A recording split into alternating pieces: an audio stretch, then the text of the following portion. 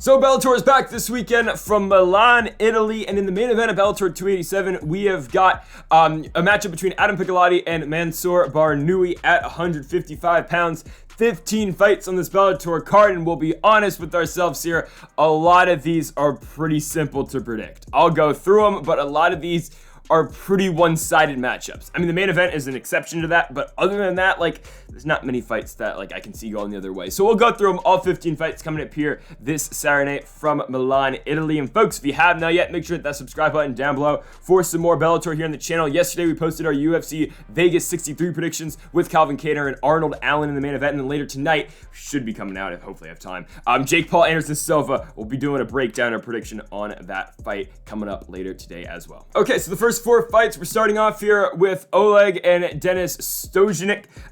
First up, I think this one's pretty obvious again. I got Oleg Popov to win this one. This guy's 15-1 coming off a knockout victory over, you guessed it, Bigfoot Silva. I swear, Bigfoot should not be fighting anymore, but, Popov just beat Antonio Silva in his last fight, knocked him out in the second round, but the thing is, everyone's beating Bigfoot Silva, but when promotions book their top guys against Bigfoot, they're booking guys who they want to push, and Popov is one of those guys, and he's taking on Denis Stojic in this one. Stojic's 42 years old from Bosnia. He is on a winning streak, but he hasn't really fought anybody at the level that Popov has been fighting at. I think Oleg wins this one pretty decisively. I got him by first round knockout. Next up, we got Luke Traynor taking on Lucas. Again, another pretty easy one to pick. Lucas Traynor is going to win this fight. This guy's coming into this fight 5-1. I know he just lost his last fight at Bellator 281, but still, he's fought in Bellator before. He's picked up big wins by finishes. He's taken on Lucas Alcina here in this fight. It's an Argentinian fighter who is coming off a 3-fight winning streak, but again, he's been fighting in a promotion called CAM.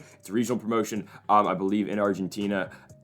Cool, he's the champion over there. He's gone 5 rounds before, so he, does have the experience, but he's just not on the same level that Traynor is on. So I'm taking Luke Traynor in this fight. Next up, we have got Stephen Hill taking on Andrea Fusi. I'm going to be taking Stephen Hill. He's undefeated, 5-0. Fusi's lost 6 times, but, for Hill, undefeated. Hasn't really fought anybody just yet, which is a little bit concerning. He's fought a bunch of guys who are making their pro debuts, and he's taking on Andrea Fusi, a guy who has fought before in the Bellator cage. He has not won in Bellator. Actually, no, he did win back at Bellator 211, but he's not the greatest. He's been beat before. He does have some solid stand-up skills. He can get done on the ground some too, but I don't think he's going to have too many problems, or I don't think he's going to offer too much to Stephen Hill. I think Hill wins by second round KO. And then last up, for the first four, we've got Nicola Soli taking on Kamara. I'm going to be taking Kamara in this fight. He's 5-1. The French-born fighter is coming off a win in his last fight. Didn't think he was going to win at Bellator 280, but he picked up a big first-round knockout win. And he'll be rolling in this fight with Soli, who is 3-1, who is coming off that no contest back at Bellator 221. I think it was originally a split decision loss for him, if I'm not mistaken. Anyways, he is 2-2 in Bellator. As he came in on the Euro Series, he won at Bellator Birmingham in 2019. Actually, lost later on the Euro Series in 2020. But anyways, yeah, he's going to lose this fight. Kamara's going to win this one. I got him to win this fight by second round knockout. And there's more. The next 4 fights, again, I'm just doing this because a lot of these are really easy to predict. I don't feel like they deserve their individual breakdowns, but it's fine. Next up, Costello Van Steens versus Camille. Costello is going to win this one. Of course, he just lost to John Salter in his last fight. Actually, no, he beat Fabian Edwards. Forgot about that back in 2020. But 2019, he got a big fight against John Salter. Lost by unanimous decision. Is the fight that ultimately pushed Salter to the title fight. I think Salter had won more, but still.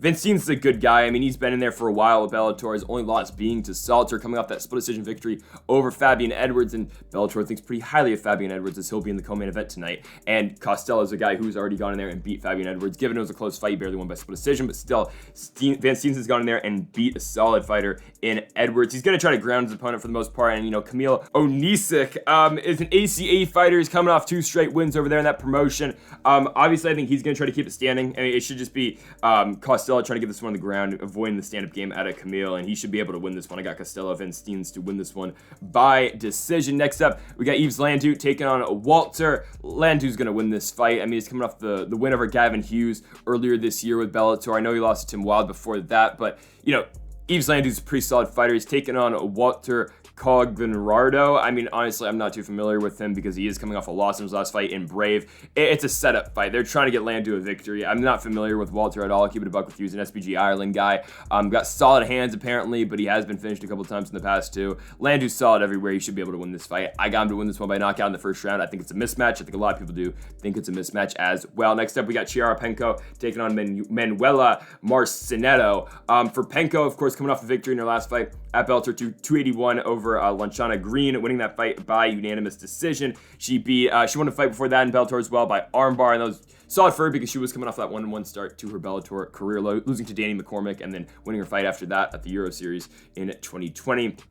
Her opponent, Manuela Marcinetto, is a fighter who is coming off 3 straight decision victories.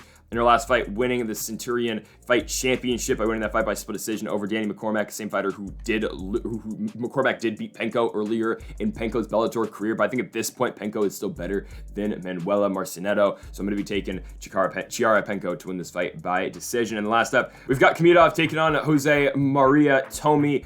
Tomi's a guy who's 42, if I'm not mistaken. I believe he's 42 years old. Kamidov's undefeated. He's 13-0. Fighting out of UAE Warriors the last couple of fights. He's been winning over there. He is 13-0, and he's taking on a guy who has had 49 professional fights. But Kamidov should just be able to take him down and hold him down. I mean, he's a dominant guy on the ground. He's taken on Jose Maria Tomi, a guy who has been around for a very long time. Made his pro debut back in 2004. Fought in the UFC back in 2013. Went 0-2. I mean, has 2 really tough fights, honestly, when you think about it. Lost to John Lineker, lost to Dustin Ortiz, got knocked down back-to-back fights. But he's been fighting for a while. He, didn't fight for 3 years, came back in 2022, won a fight, had no contest in his last one. I mean, sure, it's all right, but Kamidov's going to win this fight. He's going to go there. He's going to ground him, and I got him to win by decision. All right, so now we go to the individual fight breakdowns. Thibaut Gouti taking on Alfie Davis in this fight. I got Gouti to win this one, and I got him to win by unanimous decision. Now, impressed me in his last fight. I didn't know if he was going to beat Lewis Long. I thought Long was going to win the fight, but Gouti came in there, won that one by unanimous decision, because honestly, I hadn't heard much out of Gouti past his UFC days, where he really didn't do all that much of the promotion. He went 1-5, his only win being Andrew Holbrook. He lost the likes of Olivier Aubin-Mercier, who's going to be fighting for PFL Championship soon, Chad LaPrise, Sage Northcutt, and Nasrat Haqparast, which aren't horrible losses, but Gucci's got a really solid stand-up game. His ground game is really good as well. He's just all around a very well-balanced fighter, fighting at Jackson Wink MMA. He's going to be taking on Alfie Davis in this fight. Davis is coming off the draw to Tim Wilde back at Bellator 281. But, I mean, Davis has been a guy who has been impressing me in Bellator. He came in, won 4 straight fights, lost to Alexander Chablis, and then had the draw against Tim Wilde. Davis, again, another one of these guys who was good on the feet. He can mix it up on the ground as well, but he's looking to keep fights standing. I just think, though, in this fight, Gucci's got more skills and more tools to beat Alfie Davis. So I think Gucci's going to win the fight by unanimous decision. Again, the win over Lewis Long does stand down. I think Gouti will have enough to beat Davis in this fight, so I'm taking Thibaut Gouti to win this one by unanimous decision. I mean, this is a squash match. I mean, Simon Biyong, he's going to win. I mean, they've been trying to push Biyong for a little bit. I know he lost Christian Edwards back in 2021, but other than that, he's looked pretty good in Bellator so far. He beat Luke Traynor in his last fight by unanimous decision. And I just think Biyong versus Dragos Zubco here is a mismatch. Dragos is a guy who is fighting out of Moldova. I think he fights out of Italy, but he's a Moldovan fighter, if I can speak English. Former kickboxer. It's going to be an interesting test for Biyong, considering, Zubco is a stand-up guy. And he did come off his last win in Bellator back 3 years ago, Bellator 230, winning by unanimous decision. But the thing is, he has not been seen in an MMA cage since then. Biyong has been very active. He's got heavy hands. He fought in Ryzen before. He's fought in multiple promotions. He's going to come in here. He's going to knock the head off of Dragos Zubco in this fight. It's just a matter of when and how he does it. I mean, Biyong throws huge punches. He's going to look to try to put his opponents away early. And I think that's what's going to happen in this fight. It's one of the easier fights to predict on this card. Simon Biyong wins this one, first round knockout. Now we got Davy Gallon taking on Danielle Scatizzi. I got Gallon to win this fight. I think Gallon wins it by second round knockout. I've been pretty high on Gallon for a little bit now.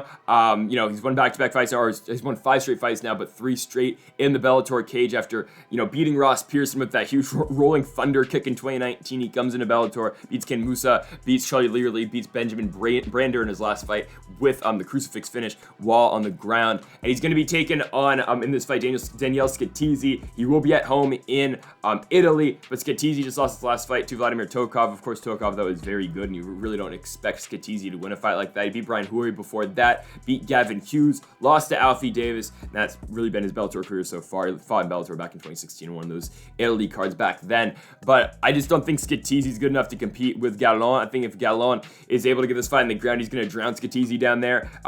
Even on the feet, too, I think Gallon's got a pretty good chance to beat him as well. Of course, Scatizzi, I'll bring it up like I think I usually do. He fought Marvin Vettori back in 2015 in Venator, if you're interested. Vettori beat him by unanimous decision, as you think he would. But again, I think in this fight, if Gallon needs to take this fight in the ground, he can have an advantage down there. If he needs to keep it standing, he will finish Scatizzi as well. I think eventually he will get a finish because I think he will work on Daniel Scatizzi and he will get that stoppage. That's why I predicted a second round TKO finish for Davy Gallon, continuing the win streak and now moving it to 6-4 in the Bellator cage. On to the main card, first fight, Justin Gonzales taking on Andrew Fisher. Fisher's just old, man. He's 37. I mean, I think Justin Gonzales wins the fight. I'll be honest with you right now. Gonzales is going to win by decision, I think. I mean, this is a guy who's looked really good in Bellator. His only loss is Aaron Pico, and it was a fight that he was not supposed to win. His last fight, he beats Kai Kamaka III. It was a little bit closer than I thought it was going to be, honestly, but he beats Kamaka about 6 months ago. Now he gets Andrew Fisher. And again, Gonzales was a guy that it was interesting that the UFC didn't really sign. I mean, he beat Zach Zane in the Contender Series. He doesn't look the greatest in that fight, and it was a fight that he was a minus 400 favorite in, but he beat Zane, goes into LFA, fights in a main event against Jake Childers, wins the featherweight championship by finish in the 4th round, beats Taiwan Claxton in his first Bellator fight at Bellator 260, loses to Aaron Pico, and most notably, and most recently, beats Kai Kamaka III by split decision. He'll be taking on Andrew Fisher, who in his own right has been winning fights late in the later stage of his career. He has won now, I believe, 5 in a row, 3 before the Bellator run, given that was only back in 2017 when he was fighting in ACB, and then he wins 2 in a row in Bellator. He had the Robert Whiteford fight, where that eye poke is the finish, and I mean, that fight it's a no contest, never happened, right? So Fisher, though, is on a back-to-back winning streak in Bellator. He has been able to switch it up, but I don't think he's got the skills to beat Justin Gonzales. I really don't think Gonzales is going to get into too much danger in this fight. I think he'll strike from the outside, and I think he'll just pick apart Andrew Fisher in this fight. So I got Justin Gonzales to go in there. I think going by decision, Gonzales beats Andrew Fisher again after 3 rounds. Next up, we've got Saul Rogers taking on Tim Wilde. I got Saul the Hangman Rogers to win this one. He looked good in his last fight. I didn't think he was going to beat Gorgi Karahanian.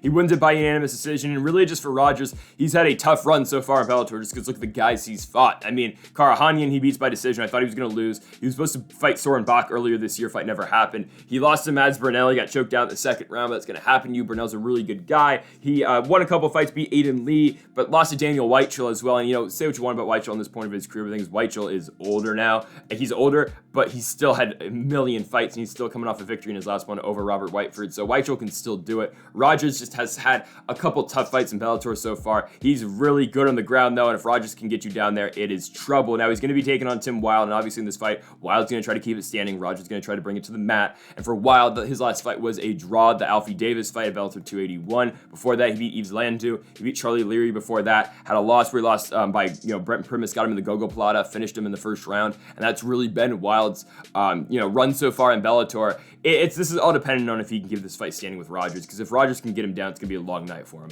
Wilde has been submitted before, and I wouldn't be surprised if he got submitted again, just because that's how good Rogers is down there. Of course, Rogers, it's kind of kill or be killed for him on the ground. He's been subbed a couple times, got submitted by a guillotine choke at ACB back in 2017. Mads Burnell, of course, got him by a rear naked choke as well, but if Rogers is the one pushing the pace on the ground, he's definitely dangerous. I think he will win. I think, his grappling will outweigh Wilde's striking, and that's why I got Saul Rogers to go in there and just grind out a decision victory. Got Rogers by decision. Co-main event time, we've got Fabian Edwards taking on Charlie Ward. I mean, are they just going like on a Legends tour here at Fabian Edwards?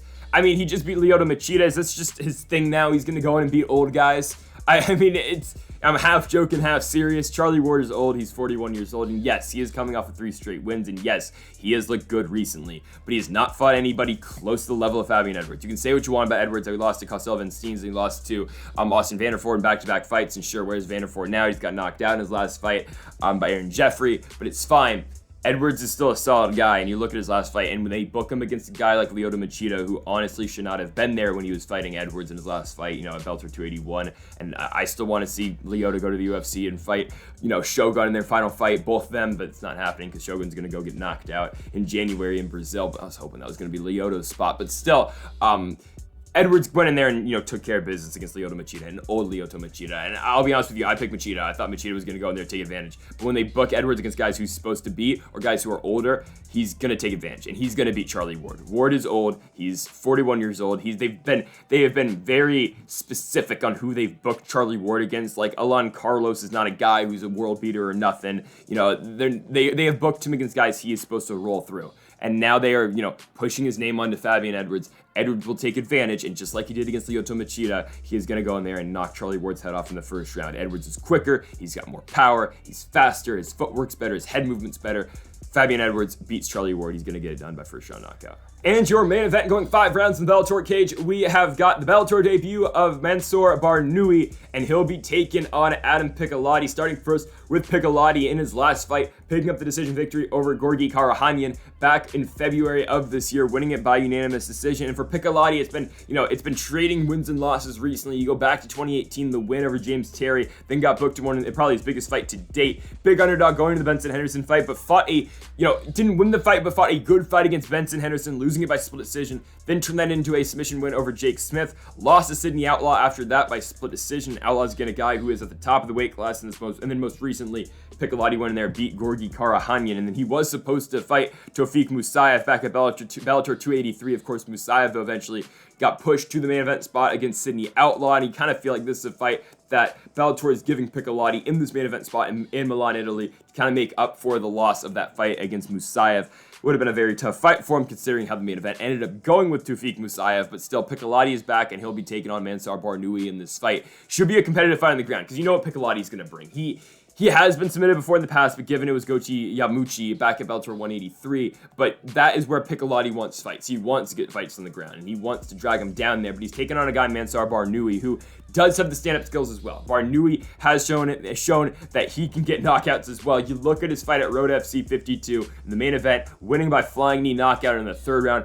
Brutal finish. When they are calling Barnaoui's name, and when they are raising his arm, saying that he won the fight, his opponent is still on the ground knocked out. I mean, Barnaoui can put guys to sleep. Not on the feet, not just on the feet, but on the ground as well. A lot of rear naked choke finishes for Barnaoui. That is the choke he will go to the most. And again, he had a lot of success in Road FC, won 7 straight fights over there. The man is a very talented fighter. He is a lengthy guy on the feet, especially for the weight class as well.